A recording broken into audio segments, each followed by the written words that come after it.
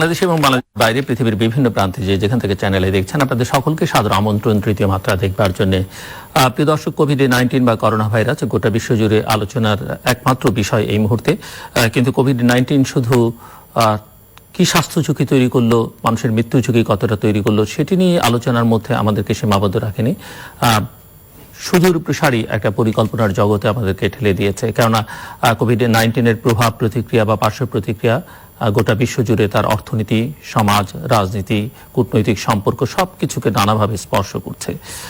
বাংলাদেশের বাইরে নেই, বাংলাদেশেও প্রতিদিনই আক্রান্তের সংখ্যা শনাক্তের বিবেচনায় যে পরিমাণ শনাক্ত করা যাচ্ছে সেই বিবেচনায় সেটি বাড়ছে, মৃতের সংখ্যা ওঠানামার মধ্যে আছে।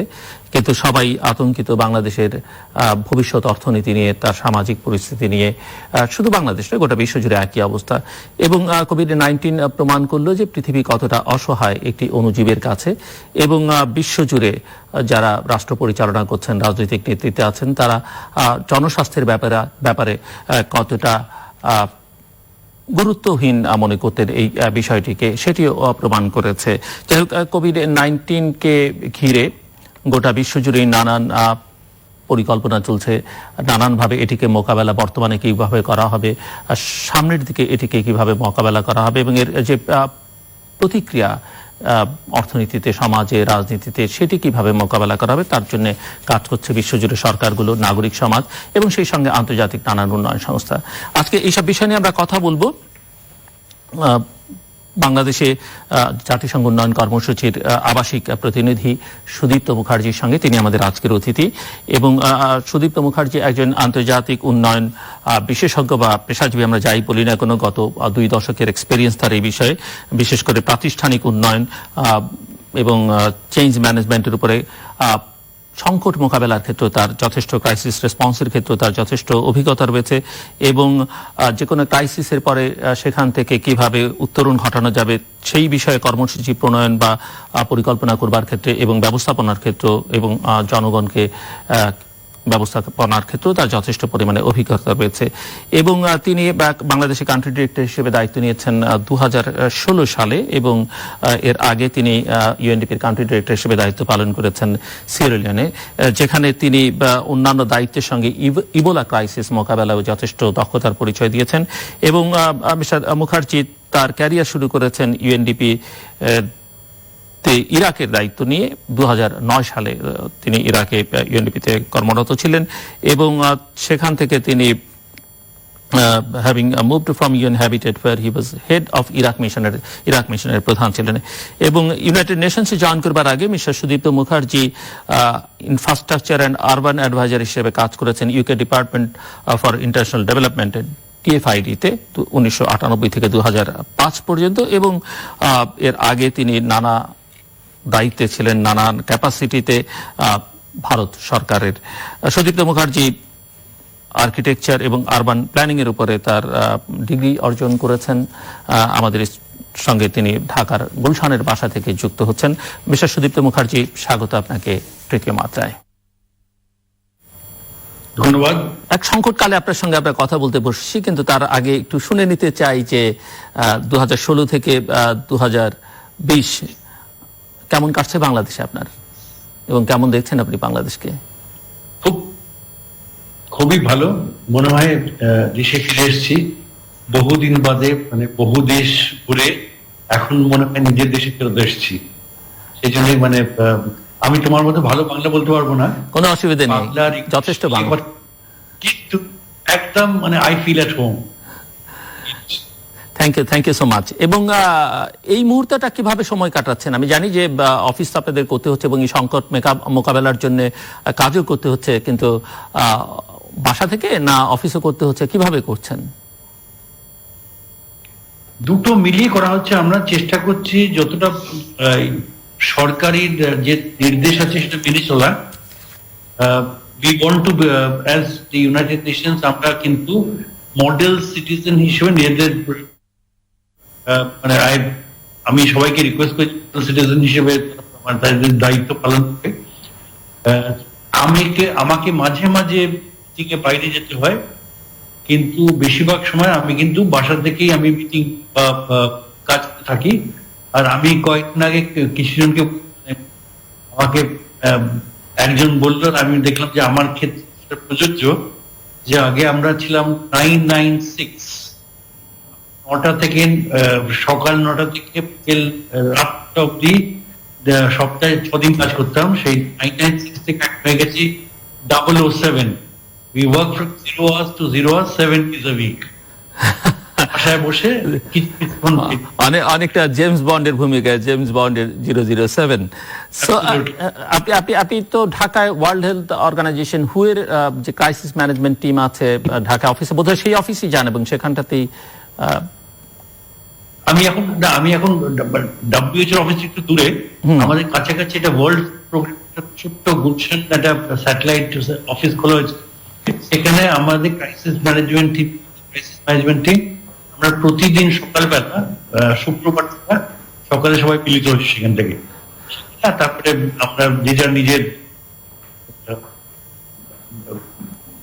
আমাদের যেসব সেই নিয়ে আমরা চর্চা। তো এই ক্রাইসিস ম্যানেজমেন্ট টিমে কারা কারা আছেন, মানে কাদের নিয়ে করা, জাস্ট বোঝার জন্য? প্রধানে আছে তো ইউএন রেসিডেন্ট কোঅর্ডিনেটর মিয়া সেপো, তারপর WHO তো আমাদের মানে প্রাইমারি হেলথ সাইডের হেড। তাছাড়া আছে ওয়ার্ল্ড ফুড প্রোগ্রাম, কারণ তাদের লজিস্টিক্যাল এন্ড প্রকিউরমেন্ট ক্যাপাবিলিটিস উন্নত। আর ইউনিসেফ আছে, UNICEF is also playing a communications. Department of safety and security কাছেই আছে। যেহেতু আমরা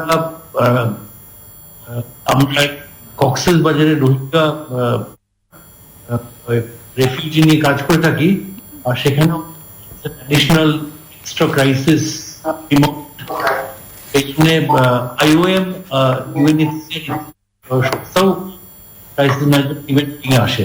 সো আমরা এখন যে সংকটকালের মধ্যে আছি মিস্টার সুদীপ্ত মুখার্জি, যে কোভিড-19 বা করোনা ভাইরাস, এটি প্রমাণ করলো যে জনস্বাস্থ্যের বিষয়টা আসলে আমাদের রাজনৈতিক নেতৃত্বের কাছে খুব একটা গুরুত্বপূর্ণ কখনোই ছিল না, গোটা বিশ্বজুড়েই যারা রাষ্ট্র পরিচালনার সঙ্গে যুক্ত। ইতিমধ্যেই 25 লাখের মতো মানুষ এই ভাইরাসে, 25 লাখের চাইতে বেশি মানুষ এই ভাইরাসে আক্রান্ত হয়েছেন। মৃতের সংখ্যা প্রায় 2 লক্ষ কাছাকাছি হয়ে গেছে। তো এর তো সামাজিক, রাজনৈতিক, অর্থনৈতিক প্রভাব আছে, সেই বিষয় নিয়ে আমরা আপনার সঙ্গে আলোচনা করব। কিন্তু আমি একটু আপনার কাছ থেকে বুঝতে চাইবো যে আপনার কাছে কি মনে হয়, মানে কোভিড-19 আসলে আমাদের জন্য কি বার্তা নিয়ে এলো বলে মনে করছেন আপনি? প্রথমে আমি তো তুমি যেটা বললে প্রথমে, this is an unprecedented crisis that the world has ever seen. And আমরা যদিও এটাকে পাবলিক হেলথ ক্রাইসিস হিসেবে দেখছিলাম, কিন্তু ওভার টাইম আমরা দেখেছি সেটা একটু হয়ে গেছে মাল্টি ডিমেনশনাল হিউম্যান ডিজাস্টার। রাজনৈতিক, সামাজিক সব ব্যাপারে, অর্থনৈতিক সব ব্যাপারে এফেক্ট করেছে। আমি আজ সকালে একজনের সঙ্গে আলাপ করছিলাম যে আজকের ডেটে আমেরিকাতে একটা টয়লেট রোল আর এক প্যারালক্টলের দাম এক। This is something that the world has never seen before. G. So this is a new normal that we have to deal. New normal, and it will require new normal, এবং আমরা একটা new world অর্ডারের মধ্যে প্রবেশ করছি। নিশ্চয়ই। আজকে আমি দেখছিলাম যে CNN এ একজন বলছিলেন যে কোভিড-19 আসলে এখন ক্রলিং করছে, হাঁটা শুরু করেনি। হাঁটা শুরু করলে কি পরিস্থিতি দাঁড়াবে, এটি একজন বিজ্ঞানীর মতামত।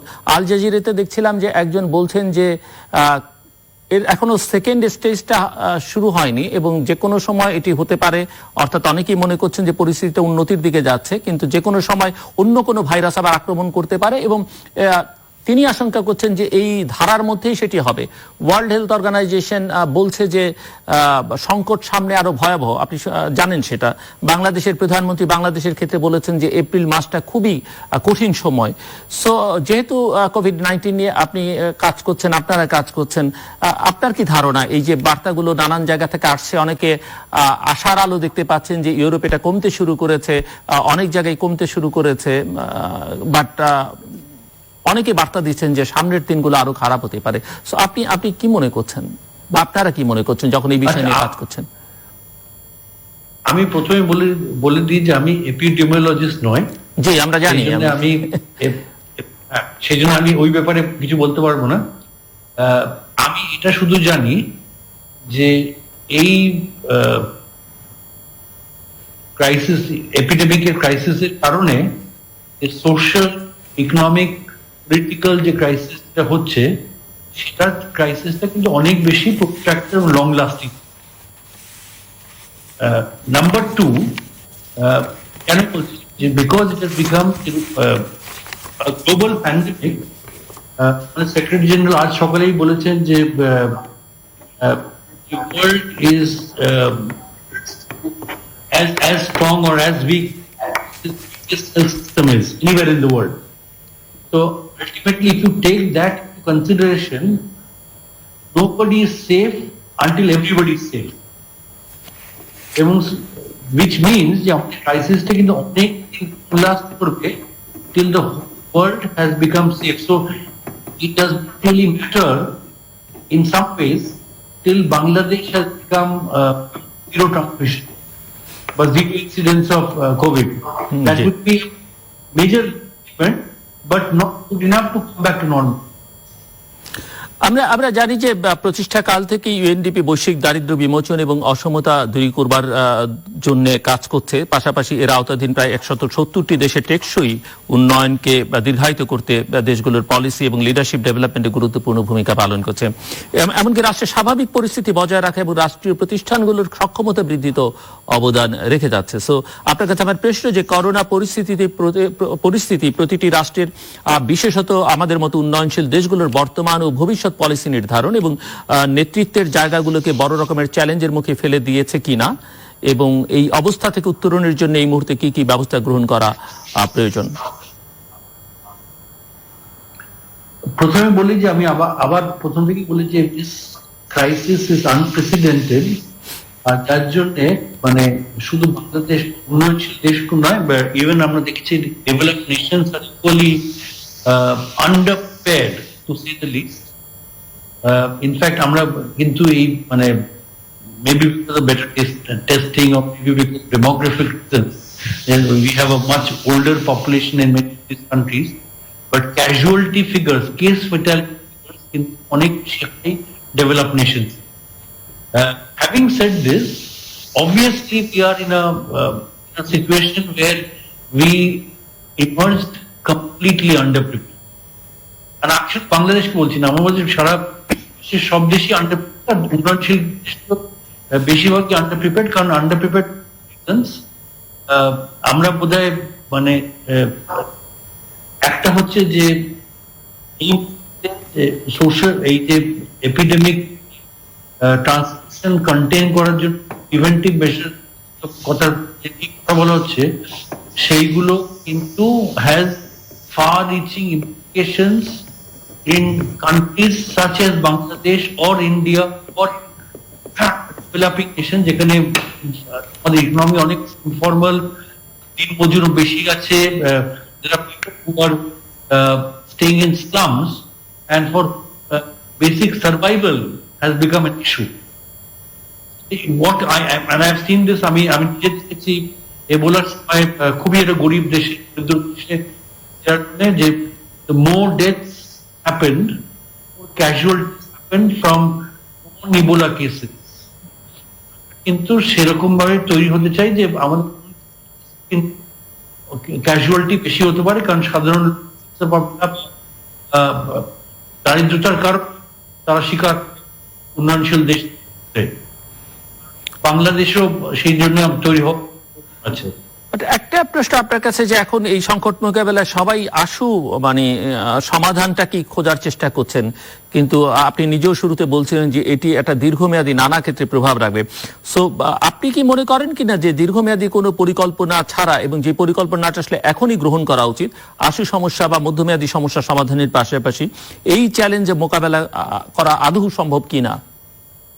কারণ অনেকেই বলছেন যে আজকে এই করোনা ভাইরাসের কারণে মানুষের মৃত্যু যা হবে, করোনা ভাইরাসের প্রতিক্রিয়ায় অর্থনীতিতে যে পরিস্থিতি তৈরি হবে, তার কারণে আরো অনেক বেশি মানুষের মৃত্যু হবে, অর্থাৎ না খেয়ে অনেক বেশি পৃথিবীব্যাপী মানুষ যারা মারা যাবে, 55 কোটি মানুষ হত দরিদ্র হয়ে যাবে, লক্ষ লক্ষ মানুষ, কোটি কোটি মানুষ আসলে বেকার হয়ে যাবে। সো আপনার কাছে কি মনে হয় যে এখনই তো দীর্ঘমেয়াদী পরিকল্পনা গ্রহণ করবার সময় নাকি? প্রথমে বলি যে আমরা অলরেডি এই নিয়ে আমরা কিছু আলাপ আলোচনা করা শুরু করেছি। দুটো টার্ম আজকাল মানে পপুলার হয়ে গেছে ডেভেলপমেন্ট জগতে, হচ্ছে নিউ পুয়ার আর একটা টুমরোজ পুয়ার। নিউ পুয়ার হচ্ছে যারা মানে আগে কোনো সরকারি লিস্টে ছিল না as people being classified as poor, তারা কিন্তু যেমন নাপিত, রিক্সাওয়ালা, marginally above the poverty line, coping poor যাকে বলা হয়, তারা কিন্তু আজকাল একদম have gone into the under the poverty line. This is number one.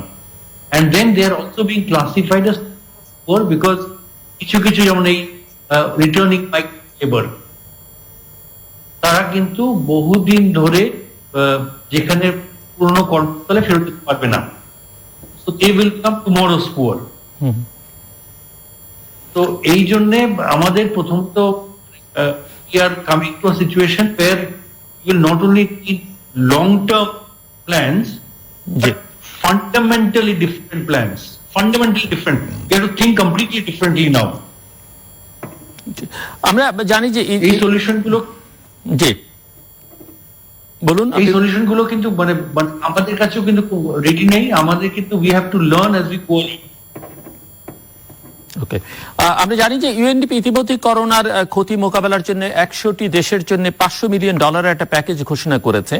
So আমি একটু, আপনি যদি আমাদেরকে বলতে পারেন যে প্রণোদনার এই অর্থ কিভাবে বন্টন করা হবে এবং এসব বাজেট কোন বিশেষ ক্রাইটেরিয়ার ভিত্তিতে বন্টন করা হবে, অর্থাৎ ক্রাইটেরিয়াগুলো কি, কারা অগ্রাধিকার পাবে? আচ্ছা, প্রথমে বলে রাখি যে এই যে $500 মিলিয়ন বা $500 মিলিয়ন যেটা মানে প্রোগ্রাম তৈরি করছে, not all the resources have been mobilised. মানে এটা প্রোগ্রাম তৈরি আছে, আমরা রিসোর্স মোবিলাইজেশন শুরু করেছি বিভিন্ন আমাদের ডোনারদের কাছে, কিন্তু এখনো সব আমাদের কাছে রেডি নেই। কিন্তু অ্যাট দ্য সেম টাইম আমাদের যেটা কোর রিসোর্স যেটা আছে সেটা কিন্তু অলরেডি আমরা ডিস্ট্রিবিউট বা অ্যালোকেট করা শুরু করে দিয়েছি। যেমন বাংলাদেশে বরাদ্দে অলরেডি আমরা প্রায় অলমোস্ট $3-4 মিলিয়ন অ্যাডিশনালি অলরেডি আমাদের কাছে এসে গেছে ফ্রম কোর রিসোর্সেস। আমরা তিনটে ব্যবহার করার জন্য মানে আমাদের প্রথমে প্ল্যান ছিল। একটা হচ্ছে প্রিপেয়ার, আমরা সেই স্টেজে নেই, আমরা অলরেডি নেক্সট স্টেজে পৌঁছে গেছি, two respond. We are in the response stage, and third is in the recovery stage.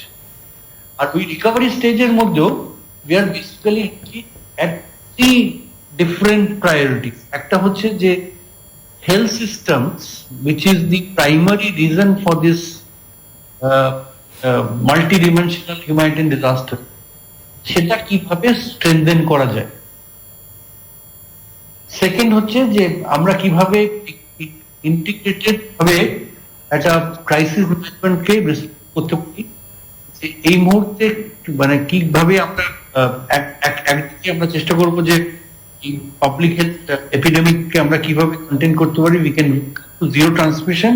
At the same time we are able start some kind of recovery as soon as possible. আর third যেটা হচ্ছে যে আমরা মানে অনেক দেশে থাকি, যেহেতু আমরা এসডিজি বা এফডিজি তে আগে কাজ করেছি, আমরা এবোলার সময় করেছিলাম, to actually look at the various impacts, socio economic impact, সেই অ্যানালিসিস সবাইকার সামনে ধরা, so that both countries and development partners can use that analysis, use that information to actually start planning for recovery. সম্প্রতি বাংলাদেশ সরকার, আমরা জানি যে UNDP এবং ডিএফআইডির যৌথ উদ্যোগে 2.16 মিলিয়ন আর্থিকভাবে অসচ্ছল শহরের নাগরিকদের জন্য বিশেষ উদ্যোগ নিয়েছে, $2.6 মিলিয়ন। তো এ সম্পর্কে একটু আপনি আমাদেরকে বিস্তারিত বলবেন যে এই উদ্যোগ কিভাবে কার্যকর করা হবে, ধাপে ধাপে নাকি করোনাকালীন পুরো সময় জুড়ে? আচ্ছা, প্রথমে বলে রাখি, প্রথমে তো আমি ধন্যবাদ দিচ্ছি ডিএফআইডি কে। ডিএফআইডি আমার আমি নিজে আমার পুরনো মানে কর্মস্থল। আমি আগে ডিএফআইডি কাজ করতাম। এখন DFID is one of the major development partners of UNDP in Bangladesh. তারা আমাদের তৃতীয় জেনারেশনের আরবান পভার্টি প্রোগ্রামকে সাপোর্ট করছে। আমরা এই মুহূর্তে 20টা শহরে কাজ করছি, তার মধ্যে ঢাকাও আছে, ঢাকা নর্থ এন্ড সাউথ আছে। আর আমরা বেশিরভাগ ক্ষেত্রেই বস্তি উন্নয়নে কাজ করে থাকি, কিন্তু তার সাথে আমাদের there is a big element of capacity building of local municipalities to be able to manage cities better. এই মুহূর্তে আমরা যে ওই যেখানে আমাদের এই যে অলরেডি এক্সিস্টিং ইনফ্রাস্ট্রাকচার আছে, ইনফ্রাস্ট্রাকচার বলতে আমাদের বিভিন্ন শহরে স্টাফ আছে, বিভিন্ন বস্তিতে যারা বাস করে বস্তিবাসীদের আমাদের ডিটেইলড ইনফরমেশন আছে, তারা কি কাজ করে, কোথায় থাকে, কজনের ফ্যামিলি মেম্বার, কি বয়স ইত্যাদি। আর প্রতিটা বস্তিতে বিভিন্ন আমরা কমিউনিটি ডেভেলপমেন্ট কমিটিজ আছে, যেগুলো মহিলা বেশিরভাগের from women, local women.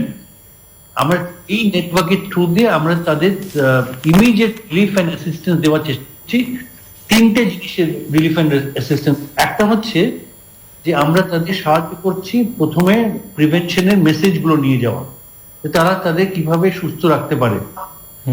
Secondly যে তাদের সাহায্য করছি যে শুধু মেসেজ দিয়ে ইজ নট গুড ইনাফ। আমি যদি বলি তাকে পানি আর সাবান দিয়ে হাত ধুতে, যদি পানি আর সাবান দেওয়ার তাদের they are unable to afford, the need to comply support করছি। আর তৃতীয়ত প্রথম ফেজ অফ লকডাউনে বা স্টে অ্যাট হোমের তাদের কিছু কিছু রেশন দেওয়ার আমরা চেষ্টা করছি, যাতে তারা ঘরের মধ্যেই থাকতে পারে, বাসা থেকে বার না হওয়ার প্রয়োজন যাতে না হয়। কিন্তু এটা যেটা বুঝলাম, এটা হচ্ছে ওয়ান টাইম সাপোর্ট, যেটা এখন আমরা করেছি। কিন্তু অ্যাট দ্য সেম টাইম আমরা অলরেডি শুরু করে দিয়েছি তাদের সম্বন্ধে আরো মানে তারা কিভাবে চ্যালেঞ্জ মিট করছে এই মুহূর্তে, এটা জানার চেষ্টা করা হচ্ছে। আমাদের মেইন প্রোগ্রামে রিপারপাস করার প্রয়োজন হয়, চেঞ্জ করার প্রয়োজন হয়, যাতে তাদের আমরা এই ক্রাইসিসটা তারা কোপ করতে পারে, তাদের কোপিং এবিলিটি আমরা বাড়াতে পারি। তার জন্য আমরা কিন্তু প্ল্যান করা শুরু করে দিয়েছি।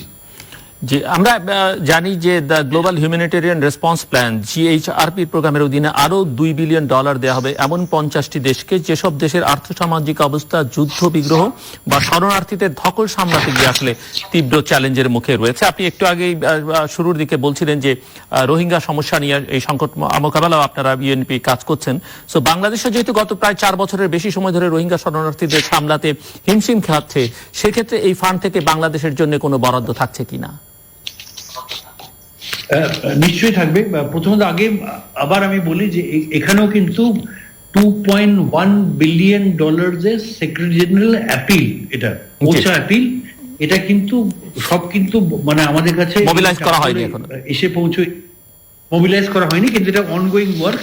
মোবিলাইজেশন শুরু করা হয়েছে এবং সেখানে আমি প্রথমে বলে রাখি যে definitely Bangladesh is one of the important candidates for this resources coming from the Global Humanitarian Fund. Karon Bangladesh has done exemplary work in housing more than 1 million Rohingya refugees over the last since 2007 mid 2017. তো আমাদের কিছু কিছু মানে আমাদের এটা এর আগে আমি জানি রাখি যে কিছু মানে আমরা প্রতি বছর যেটা করে থাকি, আমরা জয়েন্ট রেসপন্স প্ল্যান, আমরা এই রেফিউজিদের বা হোস্ট কমিউনিটিদের সাহায্য করার জন্য প্রতি বছর বার্ষিক একটা অ্যাপিল করা হয়, তাকে জয়েন্ট রেসপন্স প্ল্যান বলা হয়। সেই অ্যাপিলটা কিন্তু আমাদের জিনিভাতে আমরা কিছু মাস আগেই করেছিলাম, কিন্তু তারপরে এখানে কোভিড আসার কারণে আমাদের কিন্তু এখন বেশি অর্থের আর বেশি সাহায্যের প্রয়োজন আছে।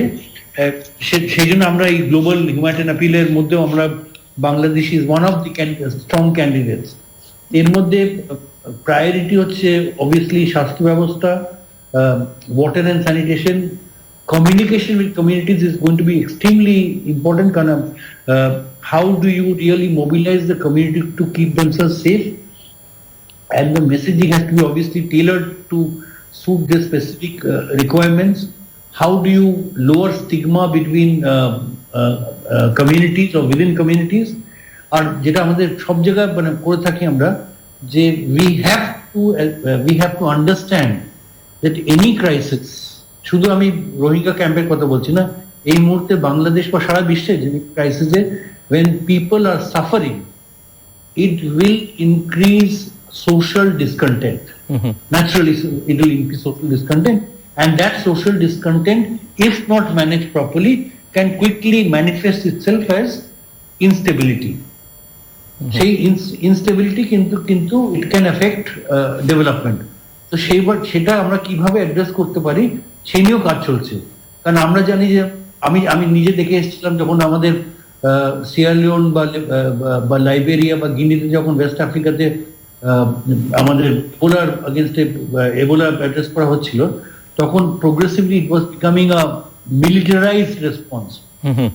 ল এনফোর্সমেন্ট এজেন্সি কোয়ারেন্টাইন মেনটেন করছে, চেক পয়েন্ট মেনটেন করছে, সেখানে তখন প্রয়োজন ছিল যে none of these law enforcement agencies actually use disproportionate force. তারা হিউম্যান রাইটস ব্রিচ না করে। তো এরকম ধরনের জিনিস কিন্তু সব দেশে করা প্রয়োজনে এই মুহূর্তে। এমনি যুদ্ধ বিধ্বস্ত বা শরণার্থী সমস্যায় যেসব দেশ জর্জরিত বাংলাদেশের মতো, সেই সব দেশের জন্য এই বাজেট কি পর্যাপ্ত মনে করেন আপনি, কিংবা আরো সহায়তার দরকার আছে কিনা, বা কি পরিমাণ দরকার হতে পারে? এটা অনেক বেশি সহায়তা, অনেক প্রথমেই বলে রাখি যে if you speak to any economist, যে if you want to quickly destroy any prosperous country, start a conflict there. Conflict is one of the easiest way to actually destroy an economy. Right. তো সেই জন্য আমাদের যেহেতু conflict মানে আমাদের secretary general প্রথমেই যেটা করলেন যে কিছুদিন আগে he sent an appeal to all the conflict ridden countries, Yemen, Afghanistan, Iraq ইত্যাদিতে, সিরিয়া, যে how to you can appealing for ceasefire and appealing for solidarity at the moment of crisis. So এখানে একটা আমরা জানি যে আমাদের যে বলুন 2.1 বিলিয়ন যেটা বিল করা হয়েছে, that is not going to be enough. This is an initial appeal. এটা মনে রাখতে হবে যে এই অ্যাপিলের যে টাকাটা চাওয়া হচ্ছে, এটা কিন্তু এপ্রিল ডিসেম্বর 2020 জন্য শুধু। From January 2021 there may be a fresh appeal for much larger amounts. আপনার কাছে কি মনে হয়, মানে আপনি যে অবস্থান আছে সেখান থেকে, যে পৃথিবী যে অর্থনৈতিক সংকটের মধ্যে পড়ছে, সেখানে এই যে ফান্ডগুলো মোবিলাইজ করবার কথা বলছেন, আমরা জানি মার্কিন প্রেসিডেন্ট ওয়ার্ল্ড হেলথ অর্গানাইজেশন সম্পর্কে কি বলেছেন, উনি দায়িত্ব পাওয়ার পরে জাতিসংঘ সম্পর্কে ওনার বক্তব্য কি ছিল। তো সব মিলিয়ে, এবং ইউরোপ, আমেরিকা, সবাই যারা মূলত এই আন্তর্জাতিক উন্নয়ন সংস্থাগুলোকে অর্থ মোবিলাইজ করতে সহায়তা করেন, তারা যখন এরকম সংকটে থাকবে, তখন এই ধরনের চাহিদা পূরণ বা এই ধরনের সহায়তা করবার জন্য আপনারা যে ফান্ড মোবিলাইজের প্রত্যাশা করছেন, সেটা কতটা সহজ হবে বা একটা বড় চ্যালেঞ্জ হয়ে দাঁড়াবে কিনা? আমি প্রথমে বলি যে I am a development optimist. জি, আমি অপটিমিস্টিক পারসন না হলে আমি ডেভেলপমেন্টে আসতাম না। আমি মনে করি, যেটা প্রথমেই বললাম, যে আমাদের কিছু for several years now we are facing problems which we call problems without passports. Kofi Annan এই শব্দটা, মানে এই টার্মটি ইউজ করি, problem with passport. Climate change আমরা দেখেছি, আমরা এই গ্লোবাল প্যান্ডেমিকে দেখেছি, এদের পাসপোর্ট লাগে না, কিন্তু ইজিলি এক দেশ থেকে আরেক দেশে চলে যায়। And the point that the world will not be, global terrorism is another problem without passports. You will not be able to be safe until everybody is safe. Right. Now, sooner people realize across the world, all governments realize, including in developed countries like America, like in the European countries, like in Japan, everybody realizes that you will not be safe until you are able to ensure that the rest of the world is safe. ওই রিয়েলাইজেশনটা যদি হয়, তাহলে আমার মনে হয় fund mobilisation করা কিন্তু সহজ হয়ে যাবে। এবং সেটা আমরা কিছু আমরা দেখতেও পাচ্ছি, অলরেডি শুরু হয়ে গেছে।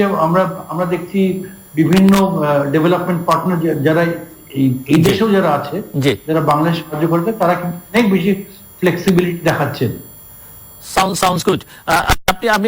আপনি এবং আমরা রোহিঙ্গা নিয়ে কথা বলছিলাম, রোহিঙ্গা সমস্যা নিয়ে, যে মহামারী পরবর্তী সময়ে শরণার্থীদের নিয়ে কি কি ধরনের সমস্যা তৈরি হতে পারে বলে আপনি মনে করেন, এবং রোহিঙ্গা শরণার্থীদের নিয়ে বাংলাদেশ এমন কোন সমস্যার মুখোমুখি হবে কিনা, কি মনে হচ্ছে আপনার কাছে?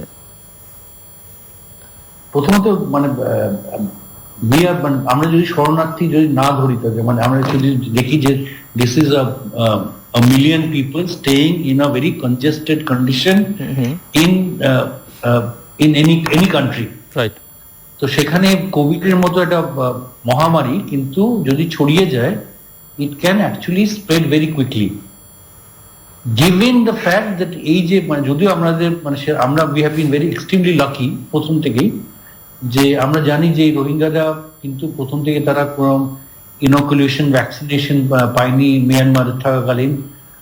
আমরা সেরকম কোনো মহামারী আউটব্রেক দেখিনি, যদিও ডিপথেরিয়া ইত্যাদি কিছু সামান্য কলেরা সামান্য ডিপথেরিয়া হয়েছিল, কিন্তু সেটা ম্যানেজেবল। কিন্তু these people are already to some extent immunocompromised simply because they have not received these very basic things that we take for granted, some public health support in your initial years. তো সেখানে যদি এরকম ঘটনা ঘটে, সেখান থেকে কিন্তু host কোভিডে ছড়িয়ে পড়ার সম্ভাবনা বেশি থাকে, এবং বাকি জেলা বা বাকি দেশে ছড়িয়ে পড়ার সম্ভাবনা থাকতেই পারে। And that can actually lead to a lot more social social cohesion, মানে it will attack at the roots of social cohesion, কারণ তখন কিন্তু people will see that they are getting affected because of a community which has come from outside the country. Mister Sudipta Mukherjee, আমরা জানি যে আপনি Sierra ছিলেন এবং সেখানে ইবোলা পরিস্থিতি মোকাবেলায় যথেষ্ট ভূমিকা পালন করেছিলেন যখন ইউএনডিপির দায়িত্বে আপনি সেখানটাতে ছিলেন। সো এই যে মহামারী ইবোলা পরিস্থিতি পর্যবেক্ষণ, আপনার যে পূর্ব অভিজ্ঞতা, সেই অভিজ্ঞতার আলোকেই শুনতে চাইবো আপনার কাছ থেকে যে করোনা যেহেতু ইতিমধ্যে একটা বৈশ্বিক মহামারী রূপে আবির্ভূত হয়েছে, সে কারণেই এর সামাজিক, অর্থনৈতিক এবং রাজনৈতিক প্রভাব কতটা তীব্র নেতিবাচক হতে পারে কিংবা কতটা দীর্ঘস্থায়ী হতে পারে বলে মনে করেন আপনি? আমার তো মনে হয় যে মানে আমরা যেটা অলরেডি মানে আমি ইবোলার সময় দেখেছিলাম, ইবোলার প্রথমত 3টে দেশে ছিল শুধু ওয়েস্ট আফ্রিকাতে, খুবই গরিব দেশ 3টেই। আর আমি 5-6 বছর আগের কথা বলছি, যখন world was not as progressive as it is now in terms of social media, in terms of information, in terms of digital means. সেই সময় আমরা দেখেছিলাম যে it actually started affecting every dimension of human life. আমাদের তখন আমি যখন প্রথম ওই দেশে যাই, তখন প্রতি ডলারে 4,000 Leone was the conversion rate. আমি যখন ওই after Ebola it became more than 8,000 leons per dollar. So you can imagine 4,000 doubling. Exactly, double হয়ে গেল। আমরা we saw many more deaths happening in very treatable diseases. ম্যালেরিয়াতে লোক মারা যাচ্ছে, child বার্থে লোক মারা যাচ্ছে, কিডনি ডায়ালিসিস প্রয়োজন, তারা হাসপাতালে যেতে পারছে, তার কারণে মারা যাচ্ছে, দারিদ্রতার কারণে না খেয়ে মারা যাচ্ছে। এই ধরনের মারামারি করে, লুটমারি করতে গিয়ে পুলিশের ইয়েতে মানে লাঠি পেটা খাচ্ছে, পুলিশ কন্ট্রোল ভায়োলেন্স বা লাঠি খেয়ে মারা যাচ্ছে, এরকম আমরা দেখেছি। তো what I am basically saying যে আমরা ইট ক্যান, এই প্যানিকের কারণে, আর ওটা কিন্তু অনেক বেশি ভয়াবহ ছিল, কারণ এক তো case fatality was much higher, almost 70%, 65-70%। এখানে কিন্তু কোভিড এর ক্ষেত্রে কিন্তু হার্ডলি 2-3% হচ্ছে ফেটাল কেসেস। জি, cause it can vary from country to country, কিন্তু এখানে যেহেতু সারা বিশ্ব হ্যাজ বিন এফেক্টেড, আমরা কিন্তু অনেক বেশি প্যানিকগ্রস্ত হয়ে পড়েছে এই মুহূর্তে। অ্যান্ড আই থিঙ্ক দ্য কি লেসেন্স আই লার্ন ফ্রম দেয়ার, আমি 3-4টে যদি মনে করার চেষ্টা করি। একটা হচ্ছে যে we need to work with speed. There is no time for analysis, there is no time for any kind of, we have to move very quickly. The second thing, is good information. Good information is absolutely important to ensure public confidence in the government, in the state, or on anything. আমরা যদি আমি in fact I want to basically, যেমন আমি অনেকে everybody was getting worried যে এখন আমাদের আক্রান্ত সংখ্যা বাড়ছে। আমি বলি যে সংখ্যা মানে এই যে বাড়ছে, এটা কিন্তু আমার কাছে কিন্তু এটাই নর্মাল। এটা শুনে আমার মনে হচ্ছে যে আমার quality of information is actually improving, and that is something which will actually in the long term help us in prepare and respond better. The third, and it's extremely important, is the importance of community engagement. Top down approaches, to some extent you need some level of command and control, but top down approaches will not work. It will only work when communities themselves own up the fight. আমরা দেখেছি যে আমরা যতই আমরা চেষ্টা করি, যে আমরা এই ব্রাহ্মণবাড়িয়াতে 3-4 দিন আগে আমরা দেখলাম যে জানা যায় যে নামাজায় অনেকে প্রায় কিছু হাজার লোক পেরিয়ে পড়লো। So you have to basically be able to communicate with people, local people, and engage with communities so that they start owning up the fight, and then everything will work. Leadership has to come from the government, but communities have to be engaged. আর 4 number 3টে বললেন আপনি, 4টে lessons এর কথা বলছেন। And finally this is again a very important thing, যে ultimately this has to be a whole of society response. এটা কিন্তু শুধু সরকারের উপর ছেড়ে দেওয়া উচিত না, এটা কিন্তু প্রাইভেট সেক্টর, সিভিল সোসাইটি, যেটা আমরা অলরেডি দেখতে পাচ্ছি যে আমাদের বাংলাদেশে শুরু হয়ে গেছে, সেখানে কিন্তু প্রয়োজন, যেটা আমার মানে I will use maybe a very cliched term, যে পাবলিক প্রাইভেট পার্টনারশিপের মানে মূল বিষয় হচ্ছে যে how do you share the risk between the public and the private. এখন যদি কালকে যদি বলি আমরা সব রেডিমেড গার্মেন্ট ফ্যাক্টরি খুলে দেবো বা সব ম্যানুফ্যাকচারিং ইন্ডাস্ট্রি খুলে দেবো, সেখানে কিন্তু the public and the private মানে the public government and the private investors with stakes, they have to actually come together and be willing to share the risk. It should not be left to one party to take all the risk. সেই জন্য ultimately আমরা যদি করতে চাই, it is very important that this public private sharing of risk is understood and is managed carefully. আরেকটা বিষয় mister Mukherjee, আমি আপনার কাছে শুনতে চাইবো যে এই ধরনের মহামারীকালীন ঝুঁকি মোকাবেলায় কোন বিষয়টা আসলে সবচেয়ে বেশি কার্যকর, দীর্ঘমেয়াদী পরিকল্পনা নাকি তাৎক্ষণিক সমন্বিত একটা উদ্যোগ? আপনি সমন্বিত উদ্যোগের কথা একটি বলছিলেন, এবং এখানে আন্তর্জাতিক সহায়তা আসলে কতটা গুরুত্বপূর্ণ ভূমিকা রাখে? প্রথমত আমি বলি যে দুটো জিনিসের প্রয়োজন, not one over the other. Okay. You have to act immediately, and you also have to start thinking long term, because this is a crisis which is going to last long. This is a crisis which is going to go well beyond COVID-19 itself. Second হচ্ছে যে international সহযোগিতা যেখানে প্রয়োজন, আমরা যেটা দেখলাম যে একটা হচ্ছে যে ultimately the world has become normal till everybody is normal. So ultimately until the world comes together, solidarity we will not become normal. Flights will not resume. People will not be able to go back to their places of work. If you're a migrant labor, if you are an exporter, your supply chains are currently disrupted and broken, so you will not be able to resume trade. All these problems are bound to happen. And therefore, and one more thing which is very, very important, যেটা আমাদের যেটা প্রয়োজন, যে ultimately we have to think of a new global order, which is the whole world is looking as global public health as a global good.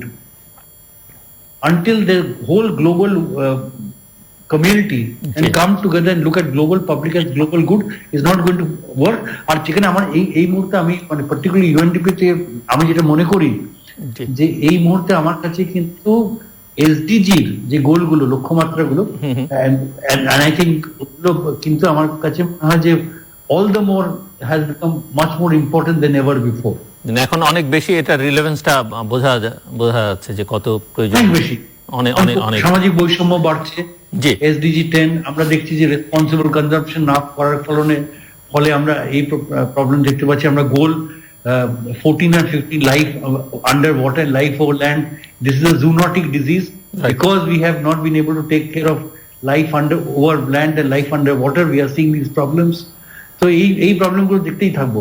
আর আমরা দেখেছি যে weak investments in social good, education, property, health, etc. makes developing countries much more vulnerable, and particular communities much more vulnerable than others.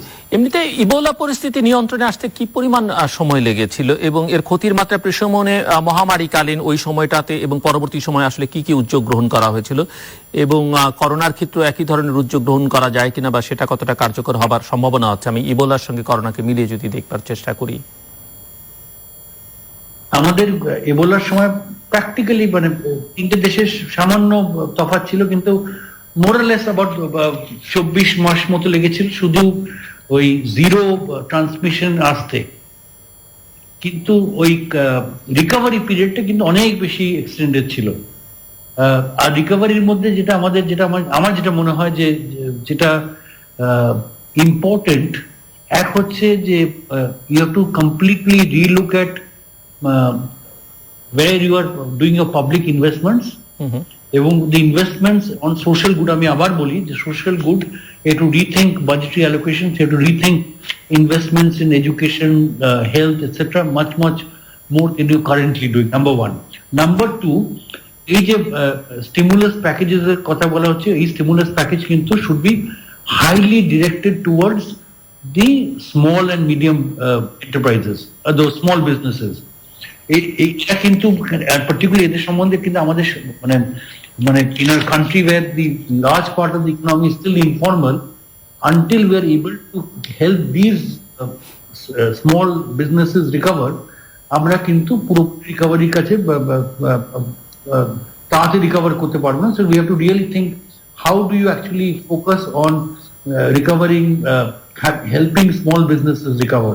A third, and this is an important one, যে আমার যেটা মনে হয় যে আমাদের দুটো opportunity আছে যেটা আমরা মানে we have to seriously rethink. Number one, or three things. Let me put three things. Number one, build on current behavioral change and see that as an investment and let it sort of you try and walk in those gains. আমি দেখেছিলাম তখন যে বছরে বলা ছিল সবাই হাত ধুতো বলে কলেরা হয়নি। ওকে, তো সেই জন্য আমার মনে হচ্ছে যে এই গেইনগুলো কিন্তু আমাদের মেনটেন করা উচিত, যে বিহেভিয়ারাল চেঞ্জগুলো আমরা করছি। সেকেন্ড, যেটা আমার মনে হয় যেটা আমার করা উচিত, যেটা বললাম যে আমরা we are focusing on the investments on helping the poor, right, and the small businesses to recover faster, and that is very very important. And third, আমার যেটা মনে হয় যে ultimate, this is something that will completely redefine the global order, এবং সেখানে মানে whether there is an opportunity for the world to rethink. আমরা দেখেছিলাম যে even on a big issue like climate change, যে the Paris Agreement was fell apart, partially fell apart. Whether this is a warning again, Corona has given a warning that the world needs to actually be much more together, and at the end of the day, this is one earth that we need to care and share. So Ebola মহামারী মোকাবেলায় UNDP থেকে আপনারা যেসব উদ্যোগ সে সময় নিয়েছিলেন, সেটার ফলাফল আসলে কি দাঁড়িয়েছিল শেষ পর্যন্ত? কতটা ফলপ্রসূ হয়েছিল এবং দীর্ঘমেয়াদী ফলাফল প্রদানের ক্ষেত্রে সেটা কতটা সফল হয়েছিল? মানে অ্যানালাইসিস তো নিশ্চয়ই করেছেন। Interesting question, thank you very much, this is a very interesting question. আমি কিন্তু রোজ সকালে যতটা বাংলাদেশের মানে নিউজগুলো দেখি, আমি কিন্তু টুইটারের থ্রু দিয়ে আমি কিন্তু সিয়েরালিওনের নিউজগুলো দেখতে থাকি, কারণ সেখানে সবে মাত্র কোভিড ধরা পড়েছে, 27টা কেস না কত দেখছিলাম। এখন this is the time to realise or really figure out যে আমরা যে ইনভেস্টমেন্ট গুলো করেছিলাম, লং টার্ম মানে ইনস্টিটিউশনাল স্ট্রেংথিং যে ইনভেস্টমেন্ট গুলো করা হয়েছিল, সেটা কতটা মানে এফেক্টিভ হয়েছিল সেটা কিন্তু এখন this is the testing period. Okay, আমার কাছে কোনো রেডি আনসার নেই এর জন্য। ওকে, ইউএনডিপি বলছে, যেটা আপনি একটু আগে বলছিলেন ইউএনডিপির একজন ঊর্ধ্বতন কর্মকর্তা হিসেবে, যে করোনা মোকাবেলায় সকল সীমাবদ্ধতার ঊর্ধ্বে উঠে এসে বৈশ্বিক সমন্বিত উদ্যোগের কোনো বিকল্প নেই। তো আমার প্রশ্ন হচ্ছে যে বিভিন্ন দেশের উপর আন্তর্জাতিক রাজনৈতিক বাণিজ্যিক অবরোধ আরোপ করে কিংবা পূর্বে আরোপিত অবরোধ বহাল রেখে সমন্বিত উদ্যোগ আদৌ সম্ভব কিনা, এবং সমন্বিত আন্তর্জাতিক উদ্যোগ নেওয়ার ক্ষেত্রে আপনাদের প্রতিষ্ঠান কোনো ভূমিকা রাখতে পারে কিনা? জি, দুটো প্রশ্ন। আচ্ছা, প্রথমে বলি যে আমি নিজে this is not an UNDP view, I'm just giving a personal view. I have never seen the effectiveness of any financial sanctions. যখন তুমি আমাকে ইন্ট্রোডিউস করছি প্রথমে, যে আমি অনেকদিন ইরাকে ছিলাম, Iraq was under financial sanctions or economic sanctions for many years, and that economic sanctions did not do anything except make every activity go underground. সব জিনিসই ঘটতো, কিন্তু it was happening in an illegal way. It just raised the cost of doing things. So I do not believe in economic sanctions as a person. Personally, I don't believe in this. I think there is a need for the globe to come together, and solidarity is extremely important. Where can we help? Now this is important here, যে এই মুহূর্তে কিন্তু আমরা বুঝতে পারছি যে given unprecedented nature of the crisis, that perhaps we will have to really look at completely new solutions. It has to be a completely new solution. It cannot be based on any previous experience. So সেখানে কিন্তু international organizations like UNDP are extremely well placed to be able to bring the knowledge of what is happening, the practice of different countries together for the benefit of Bangladesh. যেমন আমাদের কালকে আমি কিছু private sector লোক, মানে these were the private sector honchos, আমি তাদের সঙ্গে আলাপ করছিলাম যে how can you open up the economy. So we have already started looking at what is the global practice, কে কি করছে, কিভাবে তারা they are progressively they are trying to open up the economy without necessarily compromising on the safety of workers. So এই যে knowledge, information, policy responses quickly নিয়ে আসা, আমাদের already একটা গ্লোবাল পলিসি নেটওয়ার্ক আছে UNDP, তারা অলরেডি এই নিয়ে কাজ শুরু করে দিচ্ছে, and this is where I think we can immediately add value. UNDP আরো বলছে যে করোনার প্রভাবে উন্নয়নশীল দেশগুলোতে ভয়াবহ মাত্রা অর্থনৈতিক সংকট ঘনীভূত হবে, যার ফলে অসমতা বাড়বে, যেটি আপনি একটু আগে উল্লেখ করেছিলেন, এবং এখান থেকে পরিত্রাণের জন্য কি কি করা সেই পরামর্শ আপনি দিচ্ছিলেন, যেমন পাবলিক প্রাইভেট পার্টনারশিপের কথা আপনি একটু আগে বলছিলেন। সো যা বলেছেন তার বাইরে কি এর থেকে পরিত্রাণের জন্য আর কোনো পরিকল্পনার কথা আপনি যুক্ত করতে চান, নাকি আমি পরের প্রশ্নে যাব? আমি তো প্রথমত বলি যে আমার তো মনে হয় যে আমি যেটা বলেছিলাম প্রথমেই বলছেন যে we are actually looking at two to three things that are extremely important. Number one, we have to completely rethink this whole social protection, because right now we are looking at new poor or tomorrow's poor who don't fit into any current list. Secondly, there has been criticisms in the past যে আমাদের যে লিস্টগুলো আছে সেই লিস্টে কিন্তু এখনো অনেক inclusion আর exclusion errors আছে, যাদের থাকা উচিত না তারা আছে, আর যাদের থাকা উচিত ওই লিস্টের মধ্যে তারা কিন্তু লিস্টের বাইরে আছে। এই SDG ওয়ার্ল্ডে where you can leave no one behind, we have to improve the list. আর থার্ড হচ্ছে মানে যেটা আমি মানে in fact I welcome the government statement, and আমি প্রধানমন্ত্রীর স্টেটমেন্ট আমি 31 ওই স্টেপ যিনি কথা বলেছিলেন, I think it's very important that we must be absolutely serious about zero tolerance of corruption issues.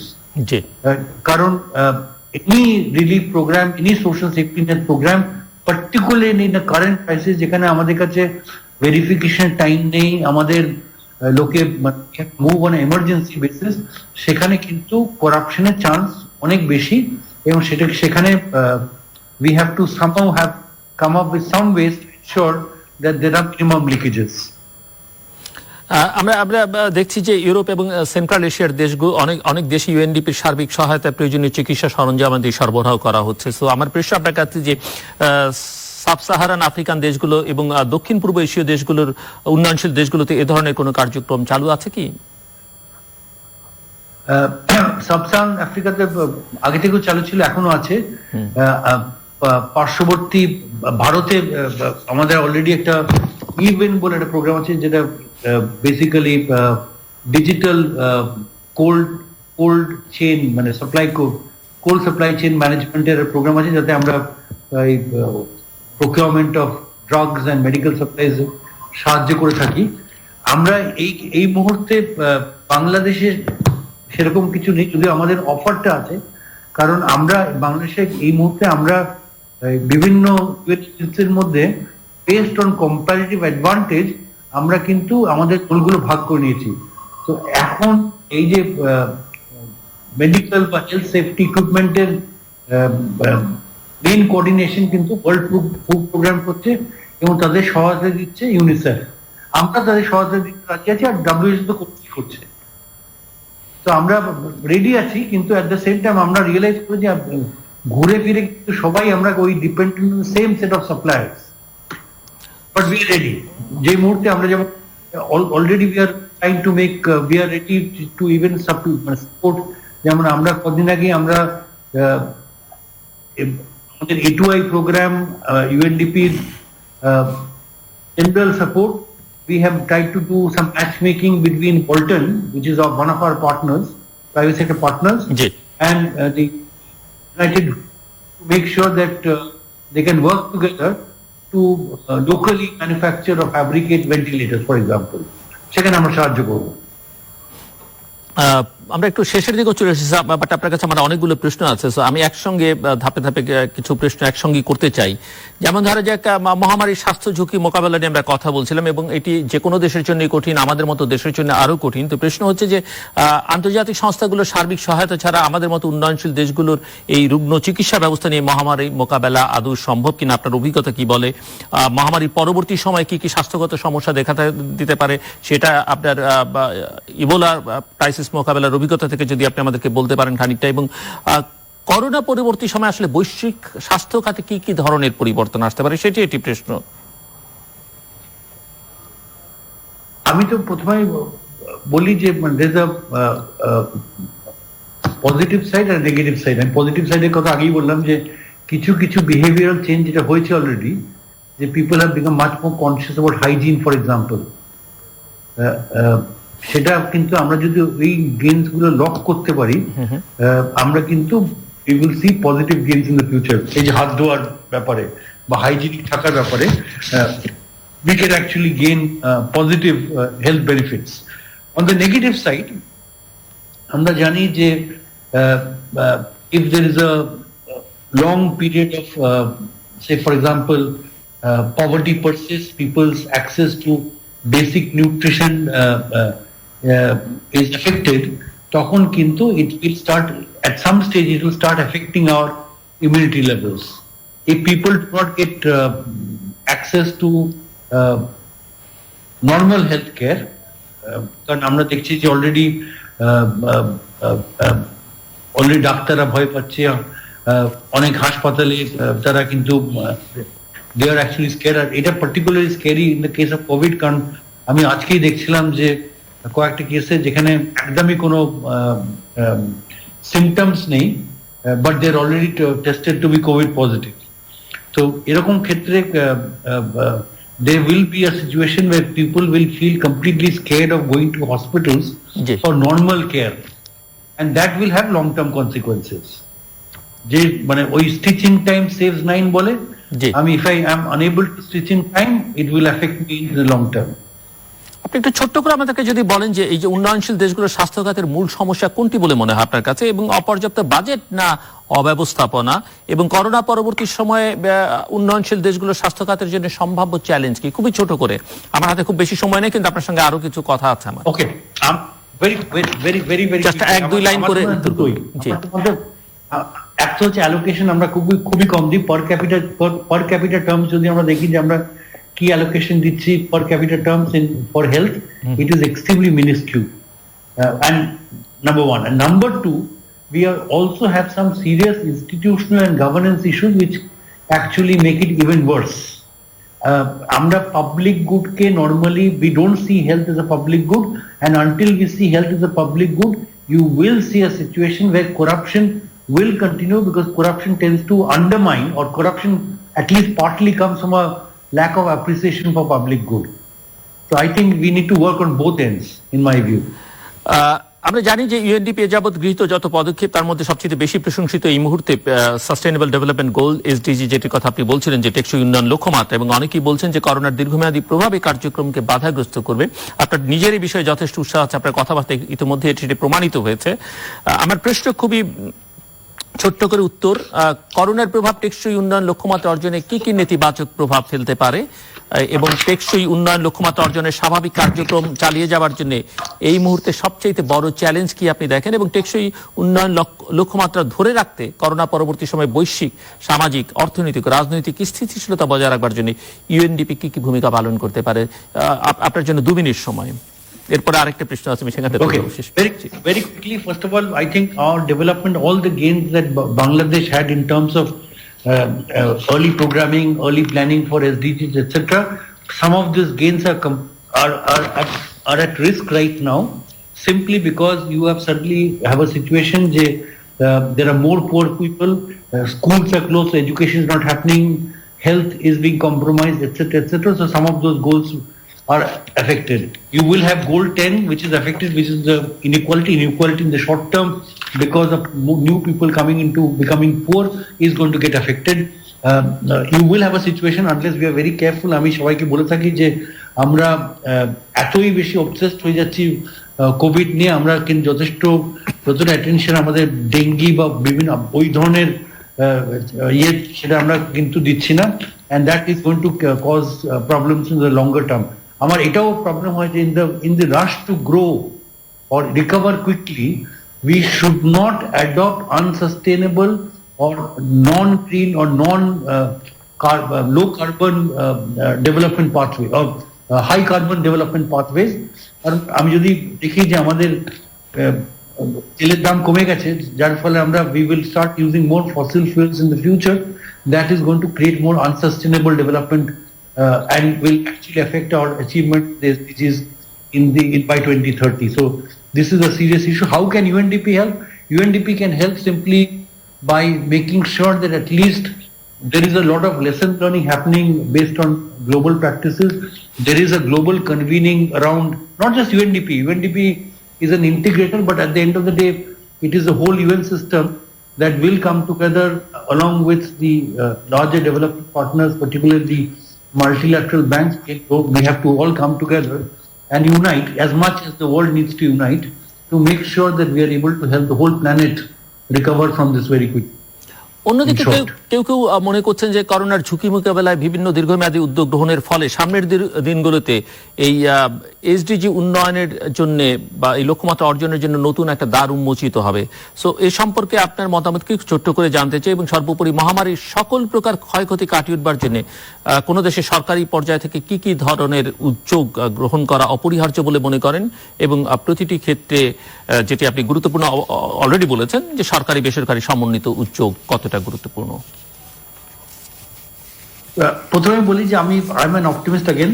So I believe that suddenly the world will realize that the SDGs actually make a lot more sense, and the world needs to come together to work on the SDGs, because the SDGs are the first set of international development goals which actually looks at the planet as a whole.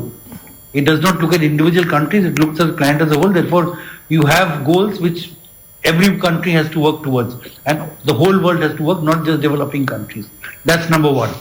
Number two, যেটা আমি বললাম যে দু তিনটে জিনিস যেটা আমাদের প্রয়োজন, একটা হচ্ছে we have to really make sure that we are new sets of poor people, vulnerable people who are now suddenly have to be brought under the safety net, and therefore whether in the corona response or whether it is a post-corona recovery, we must focus on the most vulnerable. We must focus on women who are disproportionately affected.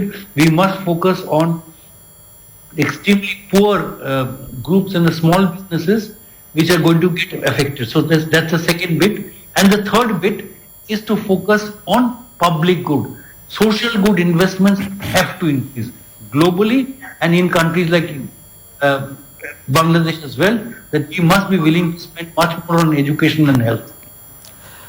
অনেক অনেক ধন্যবাদ mister Sudipta Mukherjee, আপনার সঙ্গে চমৎকার সময় কাটলো এবং আপনি একজন চমৎকার মানুষ আমরা জানি। শুধু অপটিমিস্টিকই না আপনি, আমরা জানি যে বাংলাদেশের জন্য আপনার মমত্ববোধ যথেষ্ট। Indeed fascinating discussion. Thank you very much. Thank you. দর্শক, কথা বলছিলাম আমরা জাতিসংঘ উন্নয়ন কর্মসূচি বা ইউএনডিপির আবাসিক প্রতিনিধি বাংলাদেশে মিস্টার সুদীপ্ত মুখার্জির সঙ্গে কোভিড-19 এসডিজি, রোহিঙ্গা পরিস্থিতি সহ গোটা বিশ্ব পরিস্থিতি, তার ইবোলা পরিস্থিতি মোকাবেলায় সিয়েরা লিওনে তার অভিজ্ঞতা, নানা বিষয় নিয়ে আমরা কথা বলছিলাম। অভিজ্ঞতার আলোকে তিনি কতগুলো কথা বলেছেন, খুবই গুরুত্বপূর্ণ অনেক কথা বলেছেন, সব অবশ্যই স্বল্প সময়ের কারণে আমি উচ্চারণ করতে পারবো না। সেটা হচ্ছে যে একজন মানুষ যতক্ষণ পর্যন্ত আক্রান্ত থাকবেন ততক্ষণ পর্যন্ত, কোভিডের কথা যদি আমরা বলি, ততক্ষণ পর্যন্ত অন্য কেউই নিরাপদ নন। দ্বিতীয়ত, এটি দীর্ঘদিন ধরে বলা হচ্ছে, তারাও বলছেন, তিনিও বলছেন যে কাউকে পেছনে রেখে বাকিরা কোনো অবস্থাতেই সামনের দিকে এগিয়ে যেতে পারবে না। আর এই ধরনের পরিস্থিতি মোকাবেলার জন্য কতগুলো বিষয় খুবই গুরুত্বপূর্ণ, যেটি হচ্ছে যে সবাইকে খুব দ্রুত মুভ করতে হবে। স্পিডের কথা তিনি বারবার বলছিলেন যে speed speed speed. Good information দরকার, অর্থাৎ তথ্যের অবাধ প্রবাহ থাকতে হবে এবং সেই তথ্যটা বিশ্বাসযোগ্য ভালো তথ্য থাকতে হবে। এবং বাংলাদেশের ক্ষেত্রে তিনি বলছেন যে সংখ্যাটা বাড়ছে, এটি দেখে তিনি কিছুটা আশান্বিত হচ্ছেন। তিনি মনে করেন যে এখন তথ্যটা যথেষ্ট পরিমাণে ভালো আছে, পাওয়া যাচ্ছে, এটি একটি ভালো দিক। এবং যেটি বলছেন যে এই কমিউনিটিকে আসলে নিজেদেরকে ফাইট করতে হবে, তাদেরকে রেসপন্সিবিলিটিটা নিতে হবে, দায়িত্বটা নিতে হবে। এবং একই সঙ্গে সরকারের উপরে সমস্ত কিছু ছেড়ে দেওয়া যাবে না, নির্ভর করলে চলবে না। পাবলিক প্রাইভেট পার্টনারশিপের কথাও তিনি স্মরণ করিয়ে দিয়েছেন যে এগুলো আসলে এই সব পরিস্থিতি মোকাবেলার জন্য যথেষ্ট কার্যকর। এবং গোটা পৃথিবীর পরস্পরের প্রতি যে সহযোগিতার পেশা, সেটি অত্যন্ত গুরুত্বপূর্ণ। এবং সেটি না করলে আসলে কেউই খুব ভালো থাকতে পারবে না। আর কোভিড-19 প্রমাণ করে দিয়েছে যে কেউই মহাশক্তিধর নয়, এখানে সবাইকে সমান করে দিয়েছে। মহাশক্তিধর এবং শক্তিহীন সবাই সমান হয়ে গেছেন। যাই হোক, সব কথার মূল কথা যে পরিস্থিতির উন্নতি হোক, এটি আমরা সকলেই চাই। এবং তার জন্য এখন যেটি জরুরি সেটি হচ্ছে অন্যের পাশে দাঁড়ানো এবং যতটা সম্ভব নিজের ঘরে থাকা। ঘরে থাকুন, ঘরে থাকুন এবং ঘরে থাকুন। আর সরকারের জন্য পরামর্শ যতটা সম্ভব টেস্টের পরিমাণ, পরীক্ষার পরিমাণটা বাড়িয়ে দেওয়া। দর্শক, আমাদের সঙ্গে থাকবার জন্য অসংখ্য ধন্যবাদ। আপনাদের সবার জন্য শুভকামনা।